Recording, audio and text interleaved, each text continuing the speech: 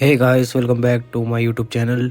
So today I'm going to tell you about how to trade support and resistance, but there is a twist and I will tell you about different approach. So without wasting time, let's get started.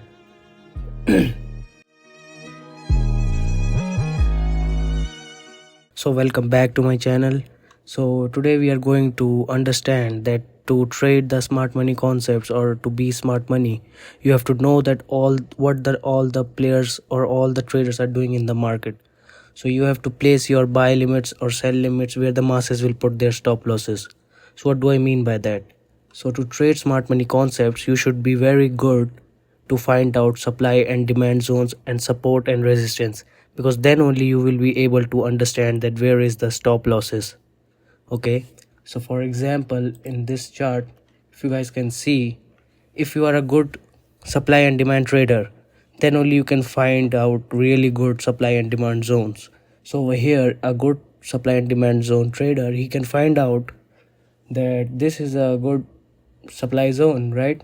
And price fell down from here like this, and now price went up, and now you know that where if people are selling from here, so like lots of people will put their stop loss just little bit 1 or 2 pips above the supply zone, right? So now as per our approach, what we will do is we will just place our sell limit little bit above of this supply zone where the stop losses of the masses will be done. Like over here our sell limit will be, okay? And these are the fake outs. Like people say that these are the fake outs, and people get trapped in this thing because they don't know about liquidity. Because somebody, if somebody wants to sell, so somebody will have to buy in the market. So if big guys they want to sell in the market, so they need that lots of retail traders, they should buy in the market, right? So this is a thing. And another example is this one is little bit, it went little bit deeper. So this what can happen, I think. So this candle went up to take this high, but it was already late. It was like 9:30 and equities market opened, and after that there should be a move. So you can see that over here at 9:30, it was at 9:30 I guess, from in between 9 to 10. So over here you can see that price just went little bit up and it created like a breakout, okay? And at the 9:30 it went little bit up. So when this candle was live, you guys can know that this was a very big candle. So people would have thought that market is going up, it has given a breakout and it's 9:30, so the big guys are moving the price towards the upside. But no, the big guys are taking the stop losses from here. And now if you are really good to find out this supply zone, okay, then only you can find out the liquidity. So with our other example right over here, and these are all examples of Nasdaq only, because Nasdaq is highly manipulative, okay, because it is manipulated every day. And now over here also at 9:30 you can see that there was a demand zone, right? Price went down, took the lows of those demand zone over here, and now people will think that this is a market structure shift. So now they will think that this is a supply zone, this candle. But what happens after that, price keeps on going up with the daily order flow. And this is the place where we'll put our buy limits just little bit below of the demand zone. Okay, so you should be good in finding out supply and demand zones if you want to be a smart money trader. And right now over here, this is for the trend line traders. So if you guys can see that there is a trend line formation in the market like this, just wait for fake breakout like this. It was a fake breakout, and there was this type of demand zone also, because all of us, everybody's on trading view, all of us are able to see that price moved from here once, and then it came back one more time, and then it moved one more time. So all the traders, those who trade supply and demand, they will know that this is a really good demand zone, right? So they have seen the rejection for one time, two times, and now they want to see a rejection another time also right over here. But it's 9:30, okay? And at 9:30 there is a stop loss hunt. So you guys can see price went all the way down, just little bit below of this low, and took all the stop losses from here, and then it keeps on going up and up and up. So our entry will be just little bit below of this demand zone. It will be not over here, because We are not trading supply and demands, but we should know that where is the supply and demand. Okay, so we know that this can be a demand zone. So if this, we are assuming in the market, so if this is a demand zone, and if I am a retail trader, and if I take a buy over here, I will just place my stop loss little bit below of this structure row low, right? So now if market wants liquidity, so price will go and take my stop loss, right? So instead of putting my buy limit right over here, I can place my buy limit right over here, just little bit below. And then price kept on going up and up and up, and our stop loss can be 20 points or 30 points from here, and our target can be 1:2. And another thing is, this was the trend line breakout, and another one is this one. So at 9:30, as I told you, you can see as pattern in all of this screenshot that all of this stop loss hunting is going on at 9:30. Okay, this one was, oh sorry, this one was in the afternoon session, and this was in 9:30. This one was also at 9:30. This one was also at 9:30, I guess, and this one also at 9:30. So what happened is, if you guys can see over here, price went down like this. Okay, from here you can see this wick. If this candle was live, this candle was like a really big bearish candle like this. Okay, but what price did, it went down, and now people can see that it is a breakout of this what's called it, the support, right? This candle gave a breakout of this support, so people will try to sell it over here.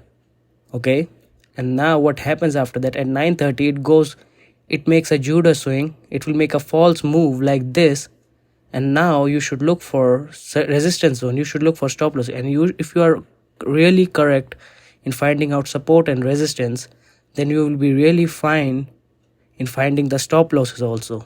And if you can find stop losses, then you are a really good smart money trader. Okay, so if price goes little bit below of this low, we will place our buy limits right over here, and then our target can be these double tops. Okay, because we know that there will be a buy side liquidity right over here also, or higher time frame any move. And the last one is this one, and this one is a demand zone. And if you guys can see right over here, every trader can find out that there is a reversal. So price will get a higher low, higher high, higher low, and then it gave a market structure shift with this candle, right? Everybody can see that. And after that it gave another market structure shift like this, another break of structure, sorry. And now people are thinking that this was a lower high, this is lower low, now this is a higher high, now this is a higher low, and now this is a higher high. So now if supply and demand trader, they want to buy from the demand zone, and they don't want to see market go below of this higher low, right? Because their stop losses will be right over here, and if price goes below of this higher low, it means that it's a market structure shift once again, right, for them. But we know that it is not a market structure shift, it is a liquidity grab from here. Okay, now price goes little bit below of this zone, and then see the move from here. Price went all the way up till over here and takes that high. So the thing is, which I'm trying to say, that you have to find out support and resistance and supply and demand, because everybody says that you have to find the liquidity in the market. But what is the liquidity? Liquidity is the stop losses of like a traders in a bunch. So the stop losses of a lot, like the masses stop losses. Okay, the stop losses of like 100 people or 1,000 people. So you have to find out those stop losses. So to find out those stop losses, you should know that what those people do, what the bunch collective people do in the market when they see this type of, because everybody is on the trading view, they're making decisions on the basis of trading view. Okay, so if you can find out a way that how they find out demand zone, supply zone, support and resistance, then you will be also able to find out that where they put their stop loss if they're buying from supply or demand. Okay, and then what you can do is, their stop loss is as liquidity, so you can easily find out the liquidity in the market, and you can place your buy limits or sell limits right over there.